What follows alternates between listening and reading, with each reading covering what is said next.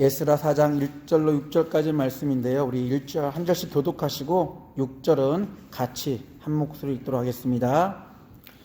사로잡혔던 자들의 자손이 이스라엘의 하나님 여호와의 성전을 건축한다함을 듣고 함을 유다와 베냐민의 대적이 듣고 스룹바벨과 족장들에게 나와 이르되 우리도 너희와 함께 건축하게 하라. 우리도 너희같이 너희 하나님을 찾노라.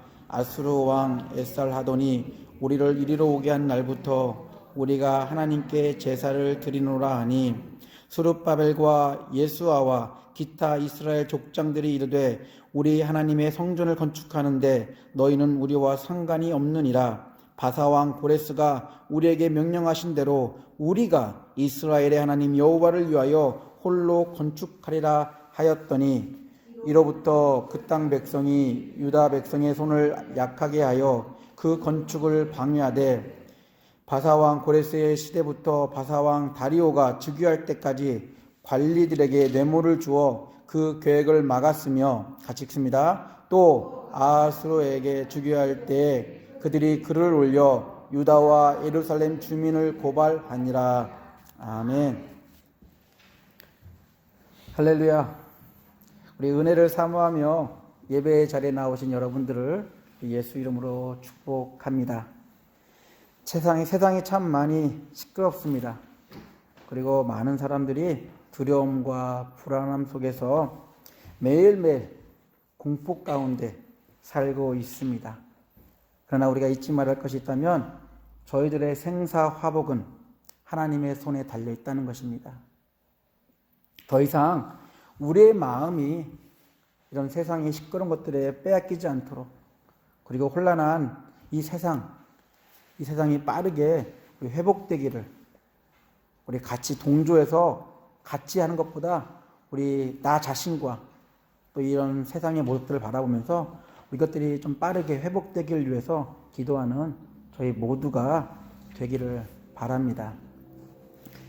우리 에스라, 우리 성경 말씀을 읽었는데요. 에스라와 느헤미야, 우리 에스더는 우리 남유다의 그런 포로 기간에 쓰여진 책들입니다. 그래서 에스라와 느헤미야는 원래 한 권이었다 그래요. 근데 어떤 이유인지 우리 성경 버전이 바뀌면서 이걸 책을 나누었는데요. 읽다 보면 같은 내용이 쭉 이어서 나오고 있습니다. 그래서 에스라와 느헤미야는 유대인들의 귀환, 1차, 2차, 3차 그런 귀환하는 모습과 더불어서 성전을 재건하는 그런 내용을 담고 있고요.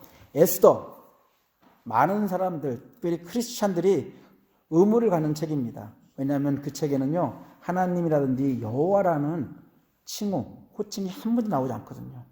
근데 어떻게 성경에 들어갔을까? 하지만 이 책을 통해서, 특별히 에스더라는 책을 통해 보여준 것이 있다면 이방 나라에서도, 그 전까지는 유대 민족에게만 있었던 것 같았는데 그 하나님은 이방 나라에서도 일하고 있다는 것을 이 에스더 책을 통해서 보여주고 있는 아주 특별한 책입니다. 그렇기 때문에 어떤 면에서는 아주 우리에게 유익한 책이 될 수도 있고 전도하는데 참 우리 잘 사용할 수 있는 책이기도 합니다. 그래서 우리 에스라, 느헤미야, 에스더 솔직히 한 번 읽기가, 1년에 한 번 읽기가 쉽지 않은 책입니다. 특별히 성경을 읽는다든지 그럴 기회가 있으면 모를까, 그렇지 않다면 전혀 접해볼 수 없는 책이거든요. 그리고 우리가 이렇게 말씀을 듣지 않으면 또 이걸 볼 수가 없거든요. 그래서 우리 이번 기회에 오늘 말씀도 듣고, 그러니까 우리 이번 한 주간은 우리 에스라, 느헤미야, 에스더 이렇게 많지 않으니까 같이 정독하면서 특별히 이 책을 통해서 하나님을 섬기는 그 하나님 백성에게 하나님이 원하시는 것이 무엇인지, 하나님이 그들 백성을 통해서 요구하는 것이 무엇인지를 좀 알아갈 수 있는 우리 에스라, 느헤미야, 에스더 읽어가면서 그런 귀한 시간이 이번 한 주간에 있기를 간절히 우리 소망합니다. 제가 예전에 원주민 선교를 위해서 보호구역 안에 간 적이 있었습니다. 원주민들은 이 보호구역 안에 살면서 특별히 그들의 삶의 터전 이 중심에 우리 센터를 지어놓고 그곳에서 그들의 모든 행사를 진행하고 있었어요. 장례식, 결혼식, 또한 종교적인 것들, 여러 가지 것들을 그곳에서 행하고 있었습니다. 그래서 이걸 보면서 어떻게 보면 그들 나름대로 그들 가운데 사라져가고 있는, 잊혀져가는 그들의 정체성, 이러한 것들을 통해서 좀 지키려고 하는 그런 모습들을 보게 되었습니다. 그나마 이러한 노력들이 있었기 때문에, 이런 노력들을 하고 있기 때문에 아픈 그런 과거가 있음에도 불구하고 그런 원주민의 정체성이 유지되고 있지 않았나, 그런 생각을 해본 적이 있었습니다. 이처럼 정체성은 참 중요합니다. 내가 누구인지, 내가 어디에 속해 있는지, 이걸 가르쳐 주는 책이 바로 이 에스라 느헤미야 이 책이거든요. 우리 이스라엘은 알다시피 다윗과 솔로몬 그런 통치 가운데 아주 강력한 그런 나라로서 명성을 누리고 있었습니다. 그러나 그 화려했던 시절들은 얼마 못 갔거든요. 화려했던 시절은 빠르게 지나가고 나라는 북이스라엘과 남유다로 분열되는, 나뉘어지는. 그래서 우리 북이스라엘은 자기의 좋은 대로 취사 선택하는 그런 종교 방식을 택했다면, 그리고 남유다는 그나마 그래도 그런 정통성을 지키기 위해서 노력했던 그런 나라였습니다. 하지만 그것도 오래가지 못하고 결국 이방 나라에 의해서 망하게 됩니다. 성정 중심으로 유대인이라는, 하나님의 백성이라는 이 정체성을 유지했던, 특별히 마지막에 망하게 된 이 남유다 백성들, 그들이 이제 이방 나라에 의해서 자기가 속해야 될 성전을 떠나고 고향을 떠나는 그런 타국에서 포로 생활을 거의 70년 이상을 하는 그런 기간을 보냅니다. 그래도 포로 생활을 하면서도 그들 마음 가운데 있던 것이 있다면 성전이 있는 곳에 가서, 분명히 그 성전은 무너졌지만 그럼에도 그곳에 돌아가서 그곳에서 하나님께 제사하고 싶은, 자기들의 정체성이 누구인지를 다시 한번 발견하고 싶은 그런 마음의 꿈이 그들에게 있었거든요.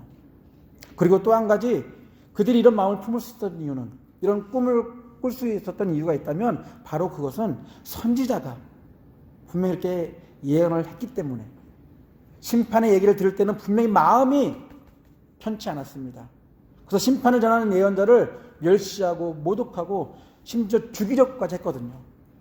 하지만 그 선지자를 통해 말한 말씀은, 그 예언의 말씀이 있다면 그것은 단순히 심판이 아닌 심판주에 다시 세우실, 심판을 통해서라도 하나님이 원하는 백성으로 다시 세우셔서 회복시키신다는 그런 말씀이 이 예언 안에 포함되어 있었거든요. 그래서 포로 생활을 하면서 그 말씀들을 깨닫게 되는 거죠. 하나님이 우리를 회복하실 텐데, 그런 마음을 가지고 이 포로 생활 기간을 지냅니다. 이때 우리 페르시아라 불리는 이 바사국의 우리 왕이었던 고레스가 칙령을 내리는데, 포로였던 사람들이 다시 고국으로 돌아갈 수 있는, 특별히 유대인들은 자기들이 살던 고향으로 돌아가서 성전을 지을 수 있는 그런 것을 허락해 줍니다. 그 이들을 다시 돌아가게 하는 은혜를 베풀어 줘요. 이것에 대해서 시편 기자가 아주 잘 표현한 것이 있는데요. 우리 한번 시편 126편 한번 보겠습니다. 시편 126편입니다. 시편 126편 보면 우리가 잘 알고 있는 말씀인데 또 잘못 쓰기도 하죠. 근데 이게 포로기 시대를 지나고 돌아와서 그들이 하는 고백입니다. 우리 한번 한 절씩 교독해 보겠습니다. 시편 126편입니다. 여호와께서 시온의 포로를 돌려보내실 때 우리는 꿈꾸는 것 같았도다. 그때 우리 입에는 웃음이 가득하고 우리 혀에는 찬양이 찼었도다. 그때 문나라 가운데에서 말하기를 여호와께서 그들을 위하여 큰 일을 행하셨다 하였도다.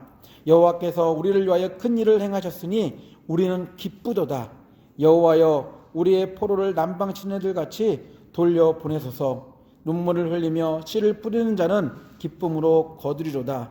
울며 씨를 뿌리러 나가는 자는 반드시 기쁨으로 그 곡식단을 가지고 돌아오리로다. 이 기쁨을 이렇게 그동안에 눈물로 기다렸던 시간, 하나님은 잊지 않으시고 그들이 다시 돌아올 수 있는 그런 기회를, 특별히 이방 그 시대 가장 강력한 나라였던, 그들을 포로로 삼고 있었던 그 왕에 의해서 그들이 다시 돌아가게 되는 그런 은혜를 경험하게 됩니다. 우리 남유다는 알다시피 성전 중심으로 신앙 공동체를 세웠고 또한 그들의 자신들의 정체성을 유지하고 있었습니다. 그런데 더 이상 이제는 그런 삶을 살 수 없었다는 것, 그래서 그들 마음 가운데 그런 그리움, 다시 그런 모습들이 회복되길 바라는 그 가운데 하나님은 이방 나라의 왕의 그 마음을 감동시켜서, 성경에 표현하면 그 왕의 마음을 감동해서 그들이 돌아갈 수 있는, 돌아가는 것뿐만 아니라 다시 성전을 지을 수 있는, 그래서 다시 그들의 정체성이 회복되도록 돕는 일을 이 고레스 왕을 통해서 합니다. 그래서 유대인들이 무너졌던 이 성전을 재건하려고 예루살렘으로 돌아옵니다. 우리 성경에 보면은 모두가 다 돌아온 것처럼 표현하고 있지만 어떤 역사학자의 기록에 의하면 많은 유대인들이 그 당시 그냥 살고 있던 것이 너무나 편했기 때문에 많이 돌아오지 않았다고 합니다. 그 중에 특별히 그래서 건강을 유지하면서 오랫동안 살았던 1세대, 그러니까 결국 우리 포로 생활하기 전에 예루살렘에 살았던 그 사람들 중에 살아남은 사람들과 또한 2세대 중에서 그런 말씀을 들으면서 꿈을 꾸었던 소수의 무리들이 이 예루살렘으로 돌아가게 됩니다. 그래서 그곳에 와서 이제는 이 성전 재건하는 일을 하게 됩니다. 우리 잘 알다시피 전쟁에 의해서 폐허가 된 곳이었기 때문에 전혀 희망이 보이지 않는 그런 도시였어요. 성전이요, 다 무너졌습니다. 어떠한 것도 바라볼 수 없는 곳이었거든요. 어떻게 보면 다시 밑바닥부터 시작하게 한 하나님의 은혜일 수 있겠지만 그들의 마음 가운데는 참 많이 힘들었을 것입니다. 그럼에도 불구하고 1차, 2차, 3차에 걸쳐서 계속 귀환하면서 이 성전 재건하는 일을 하게 합니다. 근데 이 성전 재건하는데 참 쉽지 않았어요. 그냥 평탄하지 않았습니다. 그래서 너무나 힘들었어요. 분명히 성전을 지을 때, 그들이 출발할 때 이 고레스 왕은 그 선조가 빼앗아 왔던 성전의 모든 집기들과 같이 보내어서 이 예루살렘에 도착했지만 막상 도착해서 이 성전을 지을 생각해 보니까 너무나 마음이 편치 않았습니다. 그럼에도 그들은 이 성전을 짓는 일을 시작합니다. 근데 평탄할 줄 알았는데 시작부터 삐끄덕거리기 시작해요. 왜냐하면 그 지역에 살고 있었던, 그 예루살렘 주변에 살고 있던 사람들의 방해가 시작됩니다. 그들을 우리가 쉽게 말하는 사마리아인들이라고 얘기를 하는데요. 우리 그 전에 우리 포로들을 우리가 잡을 때, 그 나라를 우리가 세울 때 어떤 일이 있었냐면 이 사람들을 이주시키는 강제적으로 그곳에 있으면 힘을 모아서 다시 반란을 일으키기 때문에 그 지역 사람들을 다른 곳에 다 이주시켜봅니다. 그리고 다른 나라 사람들이 그쪽에 오게 만들어요. 그래서 그곳에 있게 만듭니다. 그래서 아예 그곳이 서로 통하지 못하게. 하지만 시간이 흐르다 보면 또 서로 통해서 나라를 세우겠지만 예루살렘이 돌아왔을 때 우리 남유다의 포로 생활했던 사람들이 다시 이 예루살렘 돌아왔을 때는 거의 70년 이상이 흘렀기 때문에 다른 그런 힘을 가지고 있는 그런 사람들이 그곳에 있었다는 것이죠. 그래서 그곳에 있던 사람들이 이 성전 건축한다는, 재건한다는 이야기를 듣고 이 남유다에서 돌아온 사람들에게 찾아옵니다. 그리고 요청을 해요. 나도 너희와 함께 성전 재건에 참여하겠다. 근데 말씀드렸죠? 다른 나라에서 온 이주민들, 또한 그곳에 있던 사람들, 다 섞여서 되어진 그곳이었기 때문에 분명히 단순히 상징적으로 아이들은 섞여 있다는 것이 아니라요. 그 문화 자체가 혼합 종교를 선호하는 문화였거든요. 하나님을 섬긴다고 얘기하고 있지만 하나님도 섬길 뿐더러 또한 자기들이 가지고 온 신들도 섬기는 그런 혼합 종교가 웅성했던 그런 시대였습니다. 그게 상징적으로 보여준 게 무엇이냐면 바로 결혼이에요. 유대인들이 돌아와서 그런 사람들과 같이 결혼을 하면서 결국 같이 이렇게 물들어가는 그런 모습들이 이 가운데 있었습니다. 그래서 에스라가 나중에 계획을 끝난 다음에 성전을 재건을 다 하고 한 일이 있었다면 그걸 상징적으로 보여주는 것들을 하나씩 다 깨트려 가는데요. 그 중에 하나가 이 혼합 결혼했던 모습들. 그 가정들을 심판합니다. 이혼하고 다시 가정을 꾸려라. 상징적으로 보여주는 거긴 하겠지만 이렇게 혼합 종교에 물들었던 그런 영적인 상태가 얼마나 잘못되었으면 우리가 성전 재건했기 때문에 이제는 거룩한 모습으로 하나님을 섬기는 하나님의 백성이 되어야 한다는 일을 이 에스라가 그런 것들을 하면서 진행하고 있습니다. 그래서 성전을 짓고자 하는데 와가지고 이 사람들이 방해를 합니다. 나도 참여하겠다 하지만 그렇게 할 수 없다. 이것은 왕의 명령이기도 하지만 우리가 져야 될, 우리가 해야 될 일이라고 하면서 그것들을 반대합니다. 반대하니까 이들이 가만히 있질 않아요. 몇 년 안에 끝날 이 성전 재건이 꽤 오랫동안 지속이 됩니다. 아니 중단돼요. 못 지게 합니다. 이들이 돈을 써서 뇌물을 써가지고 이 성전을 못 짓게 만들어요. 왕에게 편지를 보내가지고 아십니까? 이 민족이 어떤 민족인지 성전을 짓게 한다면 분명히 이들은 반란할 민족들입니다.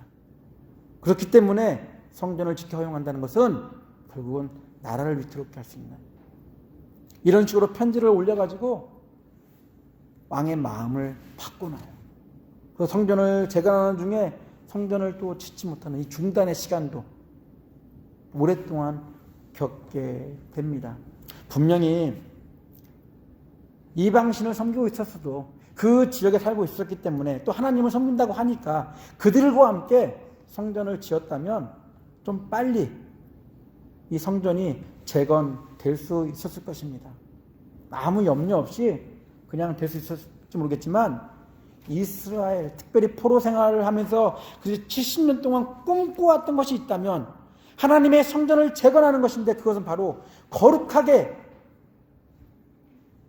인정받은, 선택받은 하나님의 사람이 이 성전을 재건해야 된다는 그런 마음들이 이들 가운데 있었다는 것입니다. 그래서 어떻게 보면 이런 것들을 통해서 정체성을 좀 이렇게 흐리게 만드는 그런 역할도 미리 사전에 막아버리는 그런 모습이 이 가운데 있습니다. 정말 잘 생각해 보시기 바랍니다. 교회 안에서 이런 게 참 많이 있어요. 우리 복음을 초월하면서 현재 여러 가지 것들을 통해서 우리를 이게 다가와서 우리를 미혹하는 것들이 참 많이 있습니다. 아이 그 정도쯤이야. 아이 하나님도 이해해 주시겠지.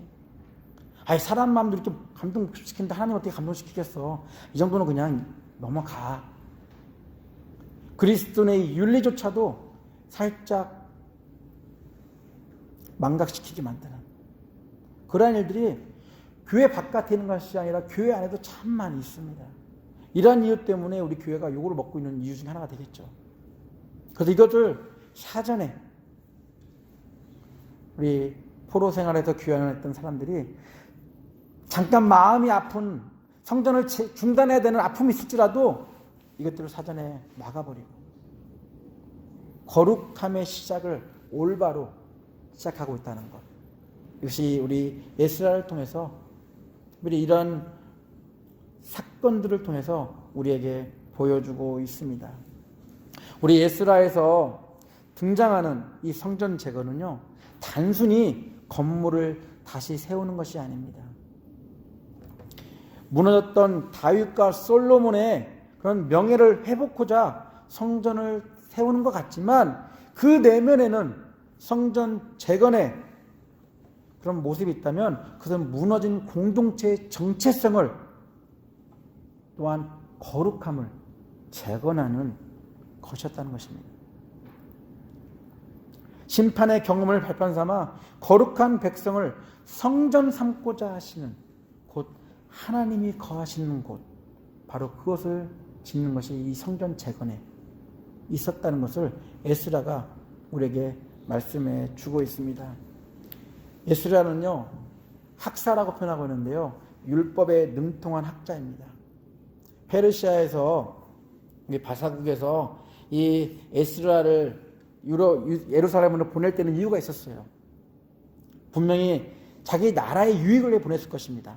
하지만 에스라는요, 그곳에서 분명히 그 일도 중요하겠지만 더 중요한 율법에서 말하고 있는 이 거룩함의 모습이 무엇인지를 이 성전 재건을 통해서 보여주고 있다는 것. 그래서 에스라의 주된 관심이 있다면 바로 성전 재건. 이것을 통해서 공동체가 회복되는 것. 바로 그 목적을 가지고 하고 있다는 것입니다. 그 다음에 이 에스라가 중단되고 시작되고 중단되는 그런 과정 가운데 성전을 재건해서 봉헌하는 일을 했다면 그 뒤에 나오는 느헤미야는 이제는 성전 주변을 감싸고 있는 성벽을 다시 세우는 일을 합니다. 여기에는요, 엄청난 의미가 있어요. 구약 시대의 성전은 그냥 건물 자체였어요. 건물 안에 들어가야지만 거룩함을 볼 수 있는 곳이었거든요. 그러나 스부르바벨, 우리 에스라, 느헤미야를 통해 재건되는 이 거룩함의 범위가요, 확장되고 있습니다. 성전 자체의 건물을 넘어서 이제는 성벽까지.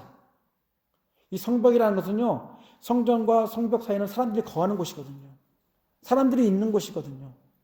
그래서 이 거룩함의 범위가 이 성전 재건을 통해서 보여주는 것이 있다면 이제는 성전 자체 그 건물을 넘어서 사람이 살고 있는 곳까지 하나님의 백성이 있는 이 모든 것이 거룩하다는 것을 보여주고 있다는 것입니다. 그래서 에스라와 느헤미야, 이스라엘의 그런 귀환과 성전 재건 이상의 의미가 이 안에 있는 이유가 바로 이것 때문에 예루살렘의 성전이 이방인들에 의해 무너지기 전까지는 성전 자체 건물에 아주 큰 의미가 있습니다. 왜냐하면 제사를 드려야 하기 때문에, 제사를 드려야지만 그들의 죄를 용서받을 수 있기 때문에. 그러나 포로 생활을 마치고 돌아온 사람들이 재건하는 성전은 성전 건물을 넘어 성전을 감싸고 있는 성벽까지, 우리가 살고 있는 삶의 터전까지로 확대되어지고 있다는 것. 그래서 어떻게 보면 그 전까지는 성전에서만의, 그런 성전 안에서만의 거룩함을 요구했다면 이 성전 재건되는 과정을 통해서 더 큰 요구, 결국은 삶의 반경까지도 거룩한 하나님의 백성의 모습이 된다는 것을 우리에게 말씀해 주고 있습니다. 거룩함이요, 성전에서 인생에게로, 건물에서 사람에게로 바뀌어지는 모습을 이 에스라, 느헤미야를 통해 우리에게 말씀해 주고 있어요. 그 전까지 성전 그러면 그의 건물로만 생각했던 우리들의 마음을, 그게 아니구나. 이제는 우리가, 하나님이 거하시는 우리가 바로 그 성전이구나 라는 것을 이 에스라, 느헤미야를 통해서 우리에게 말씀해 주고 있습니다. 분명히 구약 사람들은 이해하지 못했을 것입니다. 하지만 신약에 와서 예수가 분명히 말씀하시죠.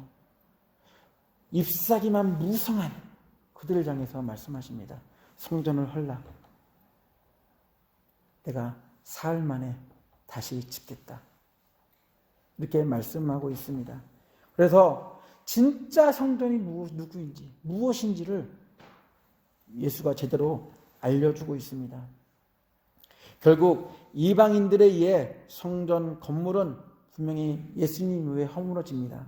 하지만 예수는 죽음에서 부활하심으로 무너진 성전, 그 성전을 다시 하나님이 거하시는 우리 성도들로 인해서 다시 세우신다는 것. 어떻게 보면 성찬도 그런 의미에서 우리를 거룩하게 만들어주시는 일이 있었는데, 그것이 무엇이냐면 바로 예수 그리스도가 십자가에서 죽으셨다는 것. 이것으로 인해서 성전이 확대되는 것을 보여주고 있습니다. 에스라는요, 포로 귀환자들에게 무너진 성전과 성벽을 거룩하게 다시 세우고 이제는 거룩한 삶을 살라고 상징적으로 의도적으로 이렇게 얘기를 하고 있어요. 단순히 큰 건물만 세워놓고 그래 제사를 잘 드리라 하지 않고 이제는 너의 삶의 터전에서도 거룩한 삶을 살으라는. 왜? 너희가 성전이기 때문에. 너희가 성전이기 때문에. 하나님이 거하시는 거룩한 성전이기 때문에 거룩한 삶을 살라고. 이 말씀은 지금 우리에게도 말씀하고 있습니다. 세상은 성도에게 하나님을 섬기고 또한 세상과 어울려 살라고 이야기를 합니다. 하지만 세상과 구별되어 거룩한 성전으로 살아야 하는 이 성도들, 참 많은 갈림길에 있어요. 그럼에도 불구하고 우리가 기억해야 될 것이 있다면 우리는 하나님이 거하시는 성전이다. 그 말씀을 기억하는 저희들이 되어야 되지 않을까. 하나님과 세상을 겸하여 섬기는 그 일이 처음에는 형통하는 것처럼 보여도 결국에는 우리 영혼을 망하게 하는 그런 이런 사실을 우리가 기억해야 할 것입니다. 유대 백성이 사마리아인의 제한을 뿌리치고 거룩함의 그런 신앙을 지키면서 성전을 재건했던 것처럼 우리도 하나님이 거하시는 우리 자신이 성전의 사실을 기억하면서 우리 성전을 지키는 저희들이 되어야 할 것입니다. 분명히 세상의 제한을 뿌리치면 여러 가지 모양으로 우리를 귀찮게 하고 힘들게 합니다. 그건 사실이에요. 하지만 그것 때문에 두려워하지도 놀라지 마십시오. 예수님이 하신 말씀이 있잖아요. 내가 교회를 세우시겠다. 성전을 세우겠다. 이 성전은 음부의 권세가 이기지 못하는 그런 성전이 될 것이다라고, 교회일 것이다라고 분명히 약속하셨습니다. 그래서 우리가 성전이라는 사실을 좀 기억하시면서 우리 음부의 권세도 우리를 이길 수 없다는 사실, 그래서 우리가 그런 하나님의 거하시는 거룩한 성전으로서 날마다 그런 우리의 거룩함을 통해서 세상 가운데 빛과 소금 역할을 감당하시는, 때로는 좀 모욕적이고 때로는 내게 불이익이 있을지라도 하나님께서 갚아주신다는 약속 의지하면서 이 세상 속에서 거룩한 성전으로 삶을 사는 우리 성도님들 되시기를 예수 이름으로 축원합니다. 같이 기도하겠습니다.